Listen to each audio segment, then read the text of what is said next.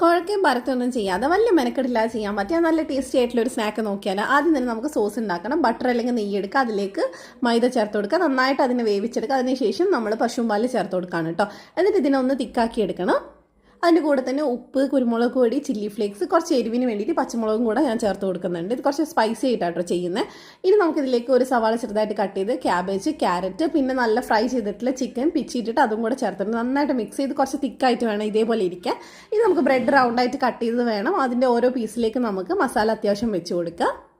വളരെ ടേസ്റ്റി ആയിട്ടുള്ള ഒരു ഫീലിംഗ് ആണ്. എന്തായാലും ട്രൈ ചെയ്ത് നോക്കുക. വീണ്ടും ഒരു പീസ് ബ്രെഡ് വെച്ച് കൊടുക്കുക. ഇനി നമുക്ക് മുട്ടയും പാലും കുരുമുളക് പൊടി ഉപ്പും കൂടി ഇട്ട് ബീറ്റ് ചെയ്തതിൽ നമുക്കിതൊന്ന് മുക്കി കൊടുക്കുക. അതിനുശേഷം ബ്രെഡ് ക്രംസിൽ പൊതിഞ്ഞെടുക്കുക. നമ്മൾ 2 തവണ ഇതേപോലെ ചെയ്യുന്നുണ്ട് കേട്ടോ. അതൊന്നും കൂടെ മുട്ടയിൽ മുക്കിയെടുക്കുക. നന്നായിട്ട് കോട്ടായിട്ട് കിട്ടും. കഴിക്കുമ്പോൾ നല്ല ടേസ്റ്റ് ആയിരിക്കും കേട്ടോ. അപ്പോൾ വീണ്ടും ബ്രെഡ് വെച്ച് പൊതിഞ്ഞിട്ടുണ്ട്. ഇനി നമുക്കിത് തിരിച്ചു മറിച്ചിട്ട് ഫ്രൈ ചെയ്തിട്ട് സെർവ് ചെയ്യാം. ഇഷ്ടമായിട്ടുണ്ടെങ്കിൽ ധ്യാൻസ് കാണുന്ന ഫോളോ ചെയ്യണേ. താങ്ക്